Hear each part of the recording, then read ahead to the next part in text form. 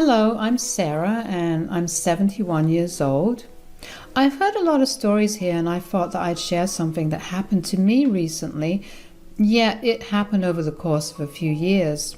The story involves my daughter Megan. Megan had met her husband Charlie when they were in high school. They dated since the start of high school, but didn't get married until years later. My daughter dropped out of college after a year because she got pregnant. Did I think she was too young to be pregnant? Yes. But I was not going to shame her for it because she seemed very excited about it. What made me upset was that she and Charlie were moving across the country with Charlie's parents. Megan announced her pregnancy and moved all together at a dinner party. I had taken Megan aside after everyone had congratulated her and told her about how I felt. "Can I just talk to you for a minute?" "Yeah, of course, Mom. What's the matter?" "First of all, I just want to say congratulations on the baby. I can't wait to be a grandmother."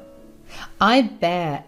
I'm going to make sure that at the very least my child and I come down to visit you frequently.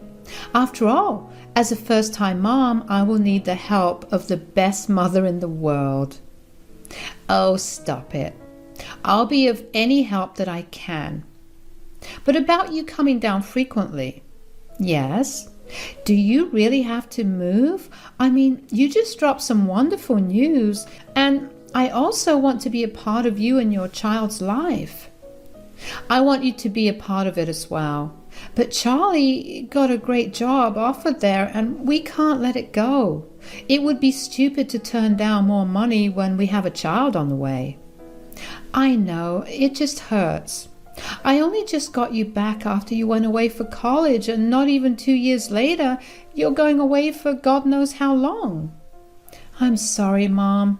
I promise that we'll be in touch as frequently as possible, and if I don't come down here, you can come there."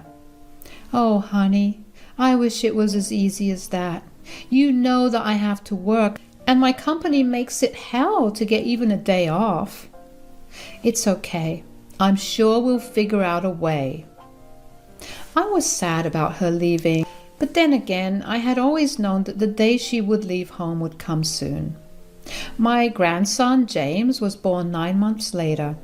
I had flown over for the last month of Megan's pregnancy because she really wanted me there.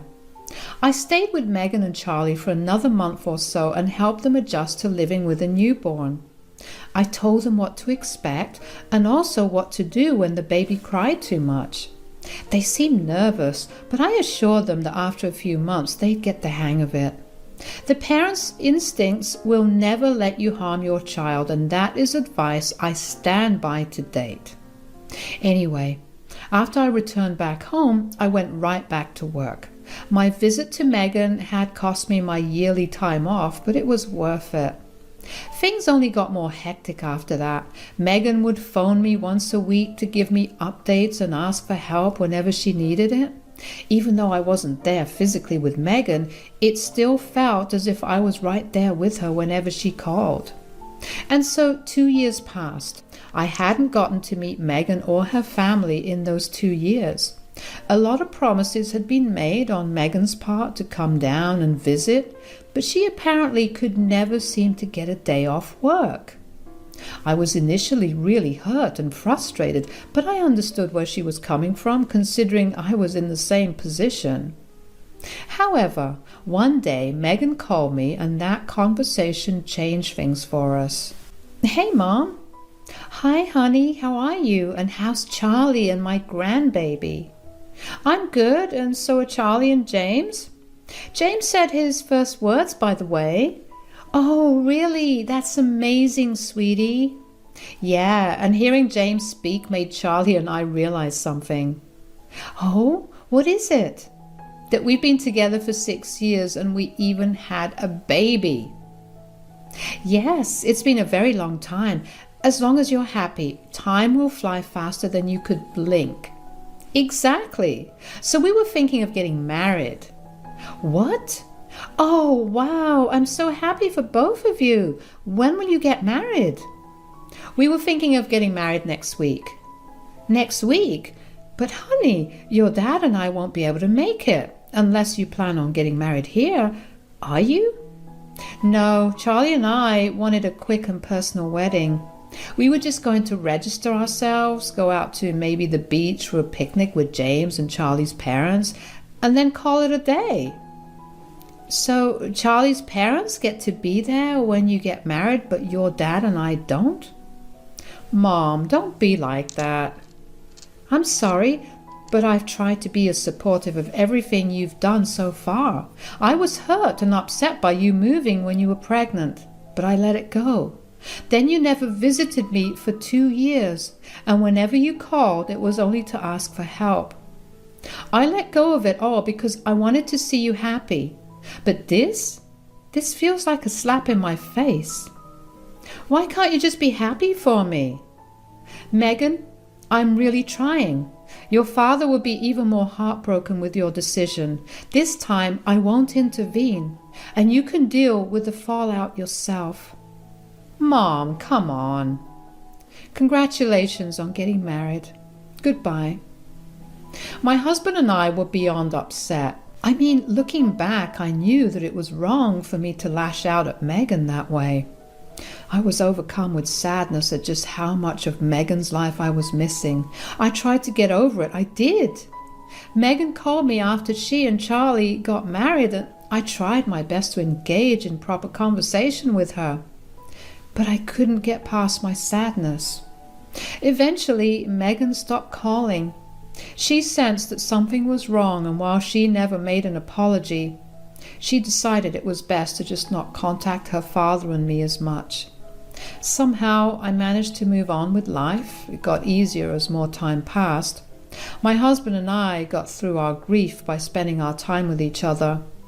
We went on a lot of trips together, not out of state, but every other weekend we went to various resorts and different parts of town, and sometimes we would even get to the town over.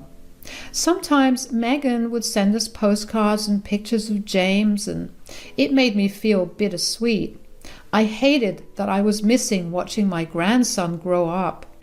It was simply one I had to live with. Before I knew it, 15 years had passed in total since I saw Megan and her family.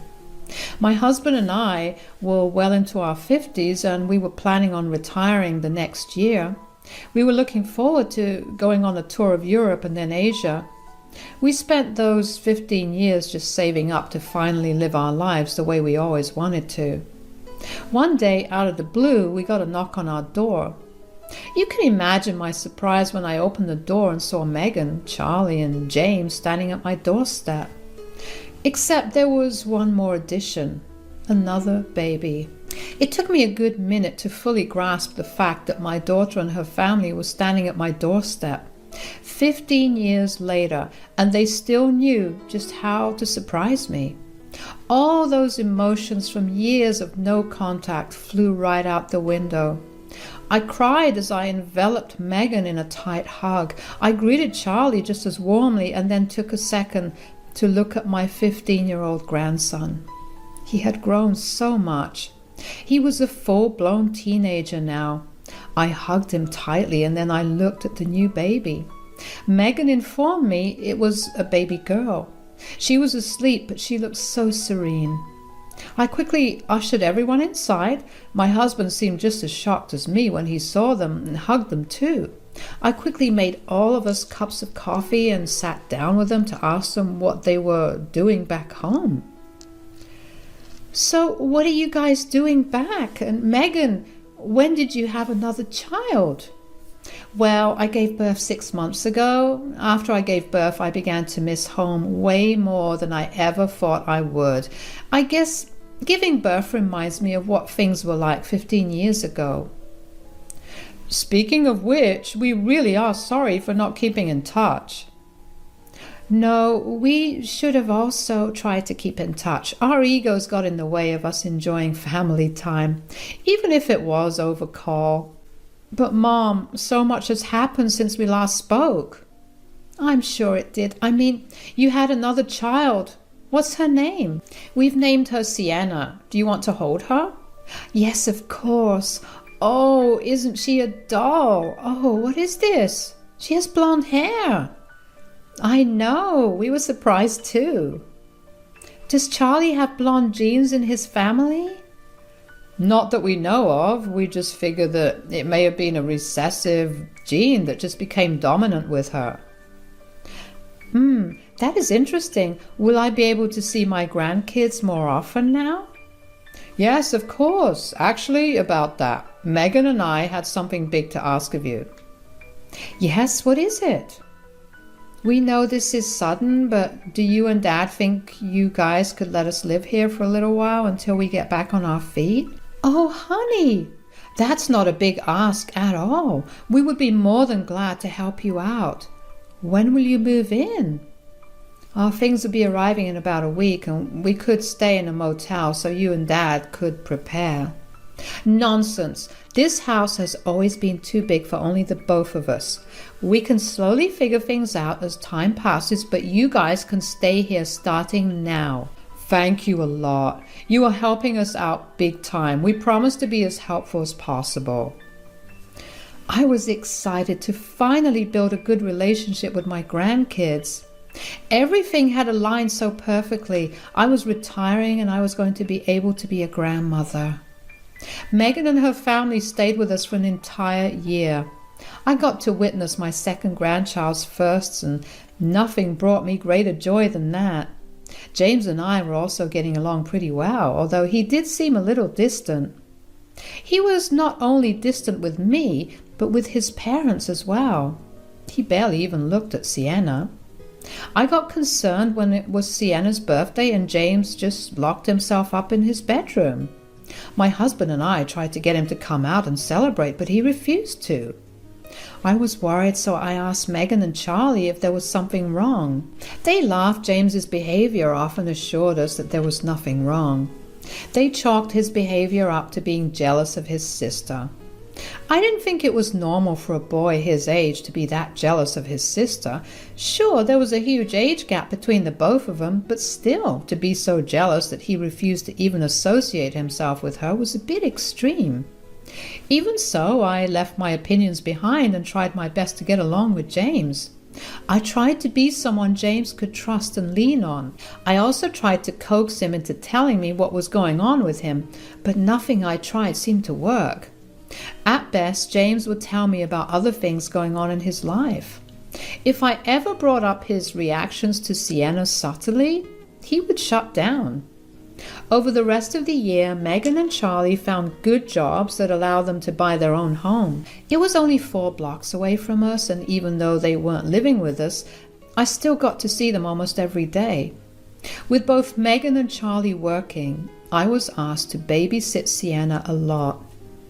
Years began to pass, and I essentially became a second mother figure to Sienna because of how much time I spent raising her.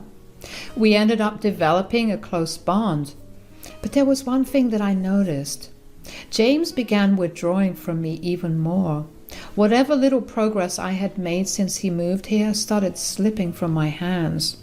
But before I could do anything about it, James decided to move out of his parents' home and go to college on the other side of the country. James and I barely spoke after that. I only got to speak to him over the holidays and birthdays. It hurt that I had to go through the same things over and over again, but I learned to be happy with what I had at the very least, and that was Sienna. Sienna grew into a very pretty and able girl, although as she grew older there were a lot more distinct and different features showing up in her. For starters, she was more olive-skinned than pale like the rest of her family. Her facial structure was different, and she had very curly hair, a trait that no one on either side of her family had. My husband and I often discussed how it was possible for Sienna to look so different from us, and every time the conversation would leave us feeling a little unsettled. One time when Megan had come over to spend time with me when Sienna was around 9 years old and was off to school now, I decided to ask Megan why Sienna looked so different. I've been meaning to ask you something, actually. Yeah? What is it? I mean, this is in the nicest way possible, but your father and I were just curious. Why does Sienna look so different from the rest of us? What are you trying to imply here? Are you trying to ask me if I cheated? Whoa, what? No, I would never accuse you of something like that. Your father and I have been talking about it a little, and we couldn't help but notice that Sienna has a lot of different features. Yes, she has a lot of different features, but she is still our daughter. I gave birth to her. Yes, honey, I don't doubt that one bit. I'm only wondering about why the difference exists. I love Sienna just the way she is, with all my heart and soul. What do you want me to do? Do you want me to pull up her birth certificate, or do you want me to introduce you to the nurses and the doctor who helped deliver Sienna? Honey, you're lashing out. I was only asking because I came across this DNA test that tells you about your entire ancestry. Maybe we could all do it and in the process find out where Sienna gets her genes from. Absolutely not. That feels like a setup. A setup? What exactly would I need to set you up for? If I give in now, there's no telling what else you'll ask me to do. You're thinking too much into this, honey. You know what? Why don't we just drop the topic? I couldn't understand why Megan was being so defensive about Sienna's appearance. It's not like I was insulting her, but in a way I still understood what she must have felt. My husband and I let go of it and instead just enjoyed our years bringing Sienna up. Things started to change when Sienna was 15, though. She would often swing by my place after school. She would come over looking sad and sometimes even in tears. That was alarming because she was the most joyful girl I knew. After a little prodding, Sienna revealed that she had an assignment a few months ago regarding genetics where her class was asked to bring pictures of their families. When she brought hers, everyone looked at her in confusion. Her teacher also looked confused and asked her if she was adopted, to which she obviously said no. The teacher had pulled her aside after class and asked her if she was sure that she was not adopted because, logically speaking, there was no way that she could look that different from her family. While her teacher was nice towards her, the rest of her classmates weren't. Word of her starkly different looks got around and kids began making comments. I felt bad for her, I really did, but I reassured her that she was a part of the family no matter how she looked. This went on for a long while before Sienna actually came back home sobbing one day. I can't take it anymore, Grandma, I can't. What happened, sweetie? For some reason, some of the mean girls decided to take over a free period to discuss my different looks. The entire class participated in it, and it was so humiliating. What the hell? That's not right at all. Do you want me to tell your parents to take this up with your school? It won't be of any use. They tell me to just let go of whatever the other kids are saying. I tried asking them for a DNA test, but they always get angry at me for asking. Oh, sweetie, I'm so sorry that you have to go through this. I can try talking to your parents about the DNA test. You know, a few years ago, I tried talking to your mom about it too, but she got angry with me for it. Yeah, Mom and I get into a lot of screaming fights about it. I promise you, if there's any other way for me to help you feel better, I will. Just say the word. Well, I'm turning 16 in 2 weeks. Could you maybe get me those DNA test kits as a gift? Of course, sweetie, although it will have to remain a secret. You can't tell anyone because it can't get back to your parents. Of course. Was it wrong to go against my daughter's wishes? Yes. Was it okay for me to watch my granddaughter struggle and not do anything about it? Absolutely not. So I ordered her the DNA test. It arrived in the mail a week later, and Sienna did it the same day it arrived. We shipped it off and waited for the results, which could take up to a month to come. I saw a big shift in Sienna's mood after that. She seemed a lot happier and lighter, like a burden had been lifted off her shoulders. A month flew by quickly and we had the results waiting in my inbox. The first thing the result told us was that Megan, Charlie and James had all taken the DNA test a few years ago when Sienna was around 4 years old. This meant that Sienna would get a more accurate result. Sienna's excitement over the report quickly turned to horror. I had let her see the report first, so I had no idea why she was so horrified until I saw the report myself. The report had said that she was James's daughter. There had to be a mistake. We Googled the accuracy rate of the test and it was pretty high. I felt sick. And Sienna didn't look so good either, so I called up Megan and told her and Charlie to come over as soon as they were done with work. I told her about what Sienna and I had found out and she was furious. I told her I didn't care about her anger because she owed Sienna an explanation. When Megan and Charlie arrived, they looked frantic. "Mom, why would you do something I explicitly told you not to do behind our backs? Save your anger at me for later. Sienna is a mess. Tell her the truth."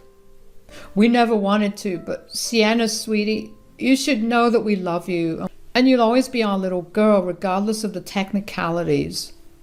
Please, just tell me.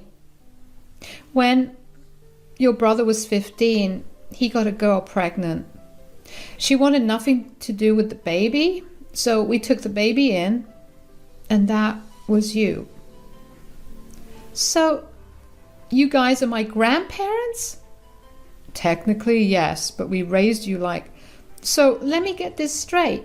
You lied to me for my entire life about my relationships with you, and then when I started getting bullied, you got into screaming matches with me instead of just telling me? Do you even know how messed up that is?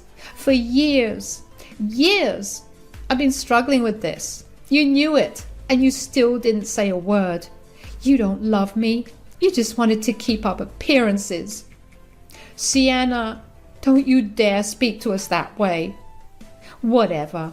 I'm moving in with Grandma. I never want to see you guys again." "Sienna, sweetie, please, what else would we have done?" "I think you guys should leave. She's dealing with a lot right now." "This is all your fault." "No, it's yours. You damaged your child's entire perception of herself for years, and now it's catching up. Give her the space she wants. It's the least you can do for her." Megan and Charlie tried their best to get Sienna to come back with them, but she wouldn't budge. They left, but not before yelling all sorts of profanities at me. I asked Sienna what she was going to do from then on because truthfully, even I was still reeling from the revelation. Sienna told me that she was being serious about moving in, and I told her that she was always welcome here. Megan and Charlie tried to report me for kidnapping, but Sienna was 16 and was allowed to make her own decisions regarding where she wanted to live, and since she was still living with a relative, there was nothing wrong. I've put Sienna into therapy because of how much she's dealing with, and even though I see no progress right now, I'm sure that she will feel better soon. Megan and Charlie have tried every way possible to get back at me, but I've always told them that if they tried anything on Sienna, I would tell everyone in the family about what they did. True to themselves, they stopped making any more efforts because of the threat of a ruined reputation. Anyway, my husband and I are planning to take Sienna to Spain this summer in the hopes of making her feel better. It's going to be a long and hard road ahead, but I'm sure the journey will be worth it in the end.